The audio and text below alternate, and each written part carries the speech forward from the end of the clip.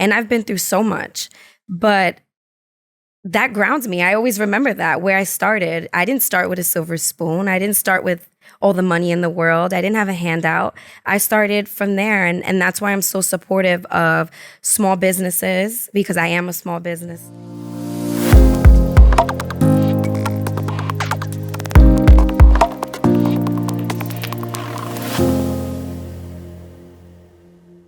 What's going on, everybody? Welcome to another episode of Off the Cuff, where conversations lead to inspiration. I'm your host, Christian Palmer, and today I'm joined by the fashionista. She is a lifestyle and fashion blogger, founder of From the Heels Up, which started as a blog, but now has built a community of queens that look to her for inspiration from fashion to everyday life. So without further ado, here's Off the Cuff with Amanda Korina. Amanda, welcome to the show. Thank you for having me. Absolutely. How are you feeling? I'm excited about this today. I'm excited too. This is my first time sitting in an interview setting, so I'm excited. Let's do it. We're going to have a nice conversation today. There's a lot to talk about, but the first thing I kind of want to kick things off is about the name. You know, how did you come up with the name From the Heels Up? Let's start that way. Oh, so 10 years ago, I was about to be a freshman in college. Wow, 10 years. Oh my God. We're not keeping track of anything here.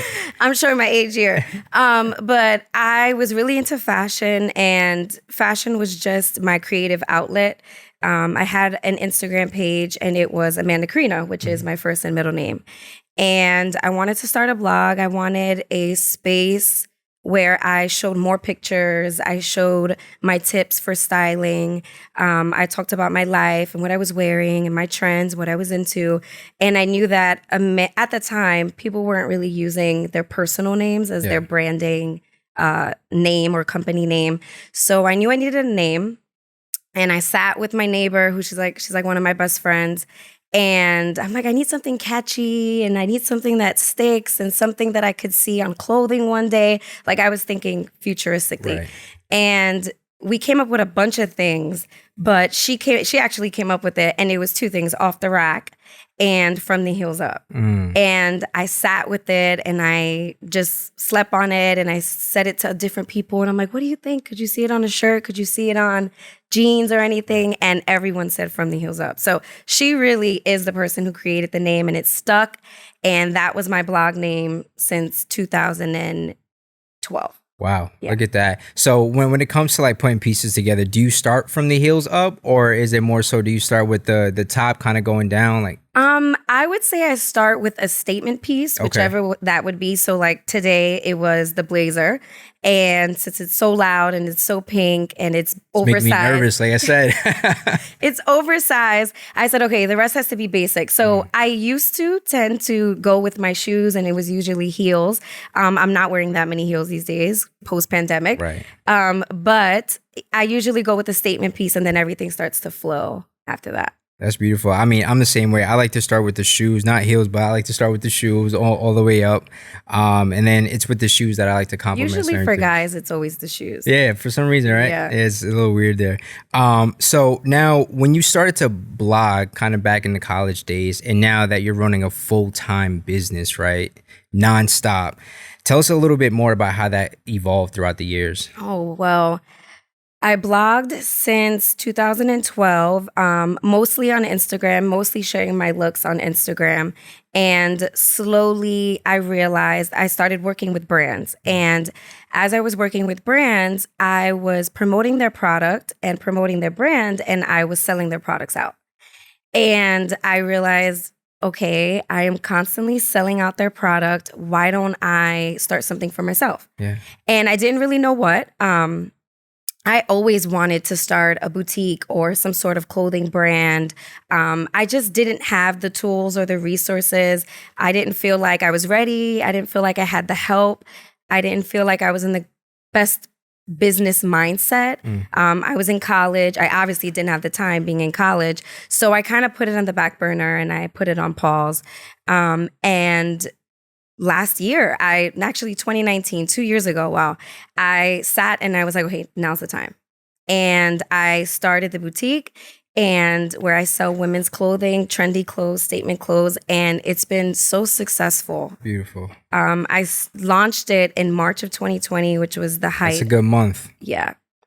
It was the height of the pandemic, and I was Well, not because of that, because it's my birthday. Oh, yeah, really? yeah. Are you a Pisces? Yeah. Oh, Well, me too. honestly, Pisces, Aries at the... Okay, you're at the cusp? Yeah, 20th. Okay, all right. What about you, straight Pisces? I'm February 19th, so Okay. I start the Pisces month. Gotcha. You know. Well, shout outs to the Pisces. Wait, do I start it or do I end it? No, I started. Nice. Yeah. Okay. So I'm that cousin. So you starting that kind of me towards the end. Wow. Yes. You're a Pisces. It's okay. I crowned you Pisces. Okay. So yeah, I launched it in March and I was really nervous because the pandemic hit and I was like, oh my gosh, like this is the worst time ever to launch a business. Stores were closing. People were losing their jobs. I was about to be out of work for 2 weeks or what I thought was 2 weeks. It was just such a confusing, uneasy time. And I had been prepping for the launch for a year. So it just felt so wrong. It was like, wow, I've been prepping for this for 1 year, working on it, manifesting it, dreaming it, working on it so hard. And I'm launching it at the worst time ever. Sheesh. But I felt like it was now or never. I had been prolonging it. I was so nervous. I had been prolonging it. And I was just like, no, right now. And it's been the most amazing year. Wow. I can't even explain it. I've sold out multiple times. I sell out almost every time I drop. I have no words. It's been amazing. Well, shout outs to the people that continue to support you, Yes. to everyone. But I'm curious to know, like, why March 2020? You said that there was a huge pause period. Like, what made you get back into the grind for you? Like, I have to actually bring this back and actually make it happen. I am a perfectionist and I'm super critical of myself. And I felt like it needed to be perfect. I felt like the timing of everything needed to align. It just needed to feel right. And although it felt right, I was so scared. It was my baby, like I had been keeping it to myself as a secret for a year, only talking about it with my mom and my boyfriend. And it was about to go public. And that opens it to criticism, that opens it to feedback. And I was so worried. And I was having a conversation with my boyfriend and he was like, you need a date. Because if you don't put yourself on a timeline or a date, you won't launch it. And he was like, just look at the calendar and just kind of like put your finger. And I was like, okay, Friday, March 13th. Like I just picked the date and that was it. And whether I was ready or not, it was going to launch on that day. So up until the last hour, minutes before, I wasn't even ready. But I just said, I just have to do it. I just have to take that risk and do it. Wow. Friday the 13th. Friday too. the 13th, yeah. Well, I chose Friday because of payday. I'm like, okay, everybody's getting paid. Every 2 weeks. Friday is a good day, but it just so happened to be the 13th. So I said, okay, that's it. And we went into shutdown the 16th, that Monday following. So. Yeah. And I was so worried. I'm like, the post offices are closing. How are they going to get their orders? I'm failing my customers already. Like, it was so nerve-wracking. So how did you deal with all of that? Oh my gosh. I cried a lot. I cried a lot. I'm a big crier. I'm a talker. I have to vent. I can't keep things to myself. So I spill in the moment to my mom and my boyfriend. They're like my diaries. And I'm just like, oh my God, like I can't. And in that moment, I just leaned on them. And I had an amazing team who helped me, an amazing photographer who helped me, an amazing graphic designer, my website developer. I had so many amazing women help me launch the brand that I felt good. I felt like I had experts leading me. I felt like I had really smart, talented women guiding me. So I felt good, but the pressure was a lot of pressure. Wow. You named so many things there, and I can see, almost like vividly see you in that moment. It's just like, oh my, like, am I ready? Am I ready? Am I ready? But you mentioned photographer as well. For the audience that are tuning in today, we know that, your mom is one of your photographers. Let's talk a little bit more about that and how the vision comes to life. Yes. So I am an only child. So me and my mom are inseparable, like best friends. We are sisters, best friends. We definitely don't have a mother-daughter, your normal mother-daughter bond. She's always been my number one supporter from the beginning. Whatever I want to do that makes me happy, that's what she wants. And when I wanted to launch my blog, she was like, go for it. Do it. I got you 100%. She definitely pushes me. She's definitely my backbone and my right-hand person. And I couldn't afford a photographer, launching a business and starting from the bottom up. It's hard to outsource. Those things are your overhead. And sometimes you're starting with nothing and you have to cut costs at every corner until, you pop off. So my mom took all my pictures and it worked for 8 years. And she would come with me to events. She would shoot my content. I pay her. I got to a point where I was able to pay her. Oh, I got you. Yeah. I'm big on family and I'm big on if I eat, you eat, we all eat. Absolutely. And my mom's been my ride or die from the beginning and I pay her now. And we did it for free for a couple of years and I didn't get paid for a couple of years. I believe like 5 years I didn't get paid. I did everything for product or for free. And she took all my pictures and then I met my boyfriend and we started spending a lot of time with each other and I'm like, you gotta work. But he loves it and he loves being a part of it. And now he takes my pictures more than she does. And I'm like, I joke on her and I'm like, you're on an unlimited PTO. Like, when are you? You're like a seasonal contractor. Yeah. What's going on? But no, they kind of both help me. And now I outsource. And if I need a photographer, I outsource. But yeah, she's my only employee, really. Wow, look at that. Shout outs to the mom and your boyfriend for, stepping up and doing what they need to do. You mentioned, for a couple of years you were doing this for free. Let's talk about those moments where, you're doing this for free. Like, what's keeping you going to see the final product or to see the final vision for yourself? I love it. I love, posting about my life on Instagram. I love sharing my outfits. I genuinely love doing it.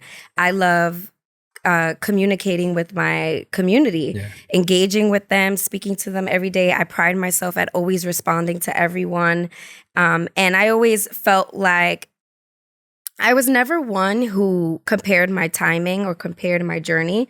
That was really never me. I never looked at anyone else and said, okay, but why her, not me? Or when is that going to happen for me? My mom raised me to always be patient and it's not my time.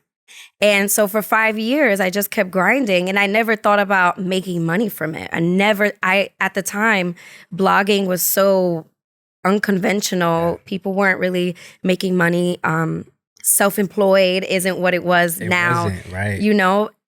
It was foreign. You go to college, you get your degree, you become a lawyer, you go into science, you go into tech. Like that's the American dream traditional path or whatever. Right. But at the time, there was no blueprint. No one was doing it and talking about it. So I was just kind of going with it. And I will never forget the first brand reached out to me and it was to attend an event and post about it. And they paid me $200. Wow.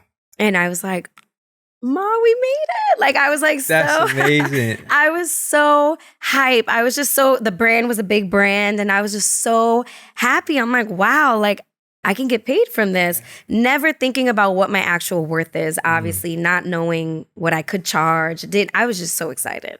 And after that, I started getting paid. It just started happening and I stopped doing things for free. And now we're here. That's amazing. Wow. I commend you and I applaud you for all your success thus far. It's a beautiful thing that you say, just the riches in your story and actually amplifying it to see where you got today. Now, I know you do a lot aside from the business that you're running, right? You have a 9-to-5 job, which you touched on a little bit, a family that's so important to you. And you just bought a crib. Yes. Congrats on that. You're a content creator. You do so many things. But one of the things I want to focus on is how do you balance all of that? And I know that's a question you get a lot, but I want to kind of take a little bit of a different turn. That's like, what advice would you share for the people that are working towards their passion, but don't necessarily find the time or are struggling with the time to actually attend to that passion of theirs? That's such a loaded question because I have so much advice and then I think about it. I'm like, am I taking my own advice? That has to be my number one question. How do I balance it all? And I never have the answer. I really don't know. Would I say I'm balancing well from the outside looking in? It looks like it. Flawless. You know, it looks like I'm great. I'm an amazing time man. I do time management well, everything. But To have one employee, amazing. From the inside out, it's hard. It's so hard. I feel like in the last 2 years, building from the heels up is so different than blogging. You're kind of waiting for the thing. When you're blogging or you're creating content for a brand, you're waiting for them to come to you. You're waiting for that moment. Yeah. But when you run your own business, you have to be self-motivated, which is so hard. Waking up, because there's no one going to be like, you know, you got to work, Exactly. you got to post, you have to take pictures, you have to model. No one's going to come and do that for me. So I have to be super self-motivated. And I'm not always self-motivated. So the people around me keep me motivated, which is my family, my mom and my boyfriend. They do keep me focused. And I think having a good support system around you and using them, and not saying it in the way like using them, but I think sometimes as entrepreneurs, we have a hard time delegating and giving tasks to other people or asking for help or saying, you know what, I'm not that good at this. Because just because I launched a business and I do everything myself doesn't mean that I'm amazing at customer service. It doesn't mean I'm amazing at a model. I'm doing my best. I know that there's areas that an expert is needed, and being able to be honest with yourself and say, I need help in this area. I'm going to look for that. I need someone who's going to take over this, or I'm going to pay for this because I'm spread too thin. Yeah. You know, I can't handle everything.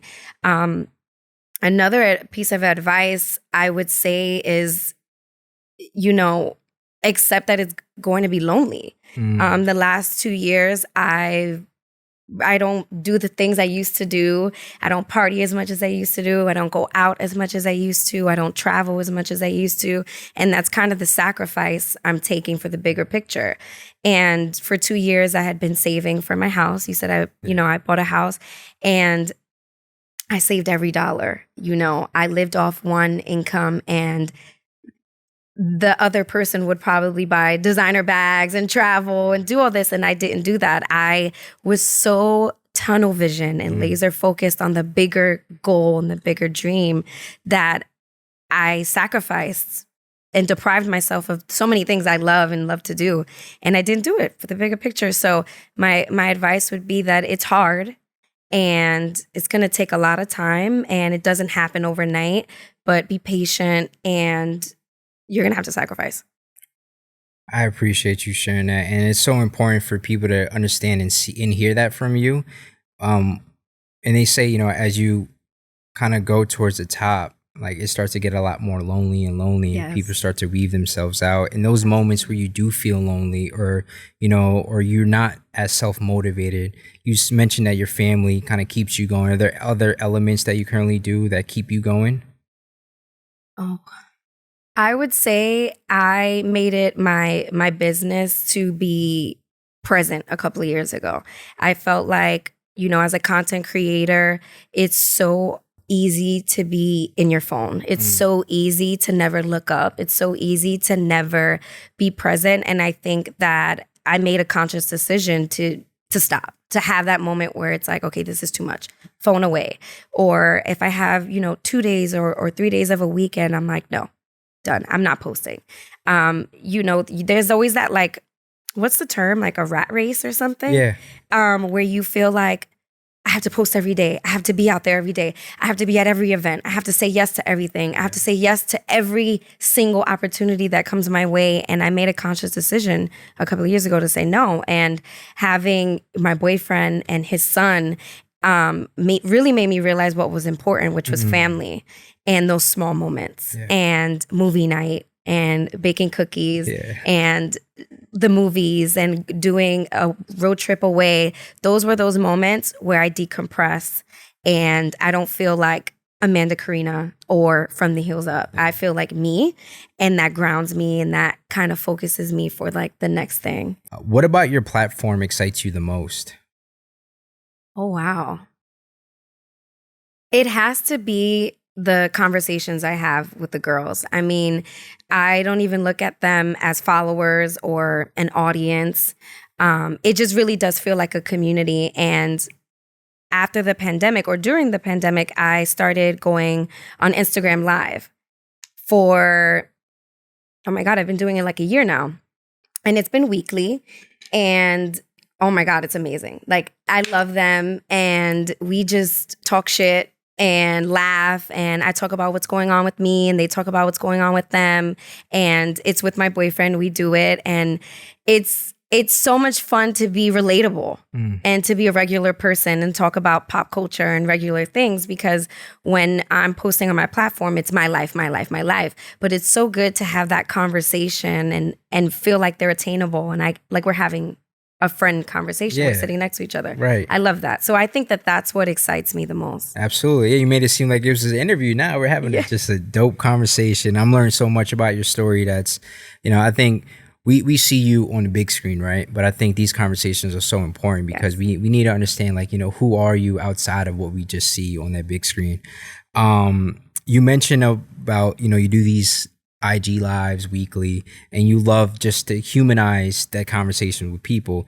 Why is it so important for you to empower women that look like you? Well, I'm from the Bronx, so I'm from Highbridge and born and raised. Right. And, where I'm from, I'm not supposed to make it. I'm not supposed to do the things that I'm doing. For a while, a lot of family members or friends felt like what I was doing was going to go nowhere. Blogging, how are you going to make that a career? How are you going to make money from that? How are you going to make a living from that? And I basically made the unconventional possible. That unconventional job bought my house. Yeah. And in that moment, huge. People don't see that. They're like, oh, all she does is take pictures. All she does is do this. But it's so much bigger than that. I influence women to buy things. I influence women to do things. I influence women to go places where I've eaten, where I've traveled. I influence women who are dating with my relationship. I influence women who are step parents, who are parents, because I'm a step parent. It feels so good that I'm just living my life and then it inspires people. It's so weird sometimes where I'm like, really? You care about what I do and what I say? But I love it. I love it. I do. I can say that people, I've tuned into your content as well. I'm like, you let us in on the journey every step of the way. Whether it's you picking home decor, whether it's you picking curtains, like, I got these from IKEA, you know what I'm saying? It's just moments like that it makes you human. And I appreciate that so much. And like you said, like, people look at us and it's like, we're not supposed to make it. No. But I'm so happy that you are continuing to beat those barriers and continue to make a name for yourself. And you have, right? And you're inspiring so many women along the way. So I commend you for that. Thank you. One of the things that you love to do is also give back. Yes. Give back to your community, make appearances, just like you said, dedicate that one-to-one time to your audience and your supporters. I love giving back. But for you specifically, when I first reached out to you, I'm like, yo, she's mad cool. Like, yo, how come we didn't meet before? I know. Everyone says that. I don't know if I seem unapproachable, but I'm really not. Nah, not even that. It just it goes to show you that, people just always usually get the wrong impression just from social media. I'm like, oh, wow, they're unattainable. They can't be reached. Like, they're doing their own thing. But when I first reached out to you, like, yo, I feel like I've known you for years. Yeah. And that's such an amazing thing. And I think what keeps you at the core and what I connected to you so well was the humbleness. Where do you get your humility from? My mom. It's just, I don't know. I've always been humble. And I feel like people who are truly humble never say they're humble. They just live and are humble. And my mom keeps me grounded. Just my environment, being from the Bronx and living there and going to school there, getting on the transportation. How could I act like I'm better than anyone? Or, I wouldn't say it's the hood. I wouldn't say, but it was hard times, and I've been through so much. But that grounds me. I always remember that where I started. I didn't start with a silver spoon. I didn't start with all the money in the world. I didn't have a handout. I started from there. And that's why I'm so supportive of small businesses, because I am a small business. I'm so passionate about women women-owned businesses, Latinas, Latinos. I'm so passionate about it. People of color, which is why when I launched From the Hills Up, I made sure to hire women of color to launch the brand. And sorry to the men, but yeah, listen, if we can support you, let us know. Yeah, in whatever way. I just really, it's big to me. Anytime I hire a small business for an event or for anything I'm doing, I pay them. I'm so big on paying. I've done so many things for free. If I'm passionate about it, I'll do it for free. So I don't know why I'm humble, but I would just say my life and my experiences, my upbringing, my family, my mom. Wow. Shout out to your mom for just keeping you grounded there. Yeah. At an early age, right? You said, I didn't compare myself with nobody else. And I think it's so hard nowadays to not do that. Yeah. Everything you see in social media now is just a matter of like, oh, like this person's doing that. This person has that. And it's like, why not me? Or like comparison is such a thing that you're thinking like automatically. Like, how did you know not to do that? I feel like that kind of mindset came to me in high school. When I was in high school, I went to a Catholic all-girls school. I wore uniform. I never really had many chances to express myself fashion-wise, and that was like such my passion in high school. And when I did get dressed, I didn't feel like I dressed like everyone else, or I didn't act like everyone else. Which came with some criticism and feedback from other students in the school. And I would say in high school, or in the beginning of high school, I wasn't so confident in myself. And I had to fake the confidence. And I feel like I faked it so much till I believed it. I know it sounds so weird. No, I love that. It sounds really weird, but I really did have to fake a confidence. And my mom taught me always to be a bigger person and never let anyone see you sweat. And she ingrained that so much in me that I faked my confidence. And maybe sometimes I wasn't secure or I didn't feel so confident in myself, but I faked it so much that by that time I was like, I'm popping. Like, this is how I dress. Like, if you don't like it, don't be my friend. You don't like it, I don't know what to tell you, but this is who I am. This is how I dress. And that kind of, I don't really give a fuck, just gradually came to me. But I really, truly feel like I faked it till I got it. Wow. Yeah. Damn. How do you even fake confidence? I know. I would go to school in high school and I hated going into school. And every day felt like anxiety. And I had to go to school. Yeah. You know, you have to kind of like brave the face. And I would walk in and be like, one day I'm going to just go in and get the day over with, do what I got to do and leave. And I hated going to school. And my mom truly was there, you know, pushing me and giving me the confidence and constantly giving me affirmations. And it was just this day-to-day thing. And suddenly I just was like, you know what? I don't care. Yeah. You know, it just came out of nowhere where I just didn't care. And I realized that people aren't going to like you. You're never going to make everyone happy. Yeah. And I learned that at a really young age. I was in high school and I'm like, you know what? I'm not going to make anyone happy with anything I do. But like, that's so miserable. I might as well just be myself. Because not everyone is going to love you. Not everyone's going to like you. You could be the prettiest, smartest, whatever, and people are still going to find something to say. Yeah. So I just felt like I'm just going to be myself. And if you want to be my friend, you can be my friend. If you want to be in my life, you be in my life. But if not, there's the door. Yeah. I don't know what to say. It's like, I really learned that lesson at a young age. And I'm so grateful that I did, because I feel like my adult life has been a cakewalk because I gained that confidence in high school. I learned so much in high school, so many life experiences that when I got to college, I was like, oh, this is easy. Yeah. Like, I could cut anybody off real quick. Nah, look at that. Everybody got to go. Wow. Oh, well, what I'm curious to know a little bit, because you say you used to dread the fact that going to high school, you didn't want to go to high school. Yeah. And why didn't you want to go to high school or walk through those walls or through those halls? I feel like high school for me was like the start of social media, the start of Snapchat. Or I don't know if it was Snapchat, but it was definitely the start of Twitter.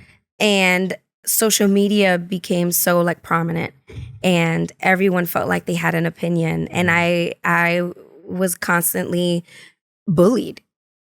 on social media. I was bullied for what I wore. I was bullied, for the person I was dating. I was just like the center of all comments and hate.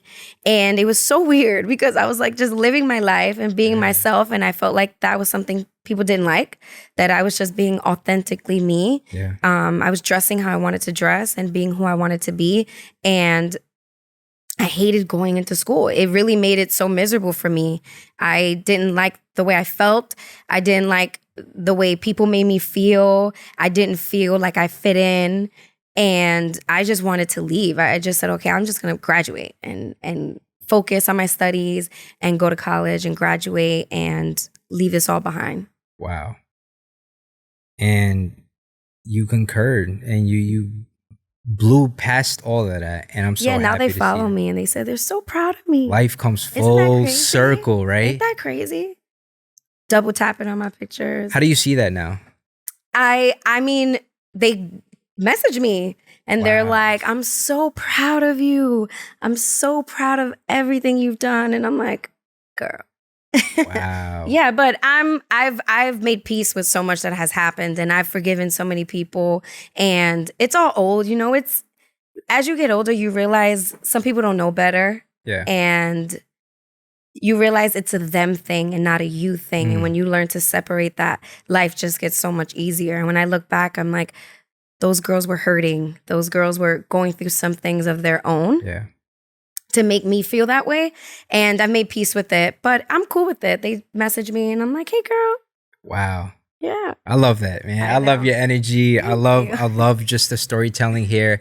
And it amazes me because, you grew so much. And the fact that you learned that lesson at such an early age, that's so empowering, especially because I feel like as you evolve through life, that's when you start to learn certain things that of that nature. And I know we're kind of wrapping up here. I want to learn a little bit more of what's next for you. What can we expect from you moving forward? Oh, wow. I just bought my home, so I'm kind of focusing on that. But, I definitely think the next thing would be taking my business, both businesses, blogging, content creating, and from the heels up to the next level. I would love to start designing. I would love to start doing merch. Nice. These are like all ideas that are in my head. Yeah. And I'm manifesting. I would love to leave my 9-to-5 and go full-time self-employed. Those are all the like next year to 2 year plans and basically just scaling the businesses, growing my team. I would love to hire an assistant or an intern or something and just having more help.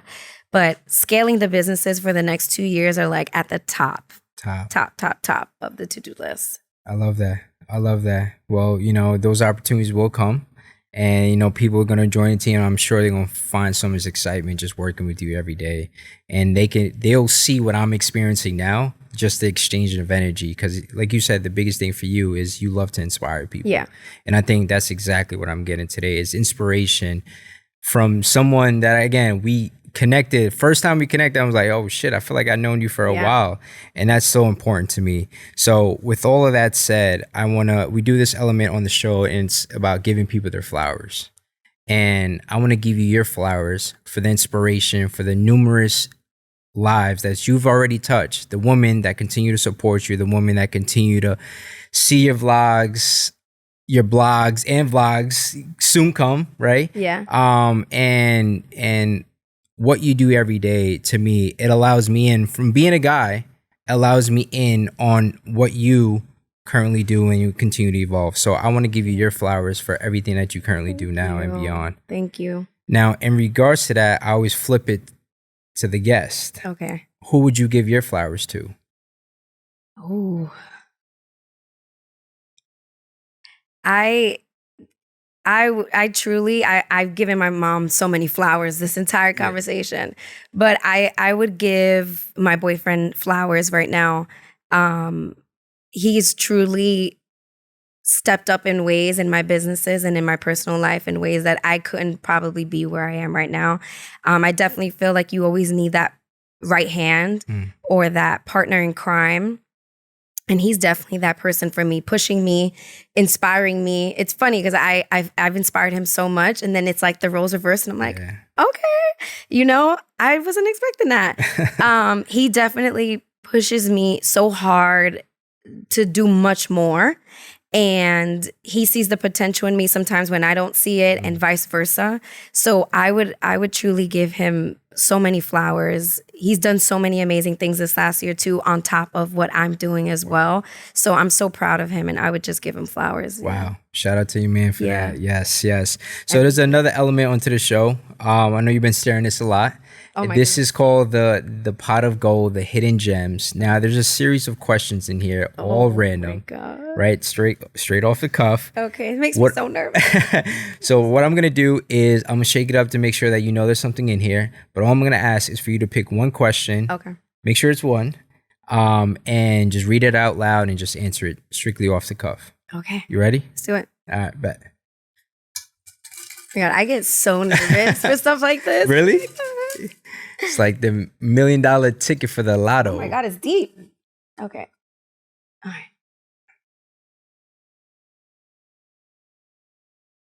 What is one memory you hope you never ever forget, and why?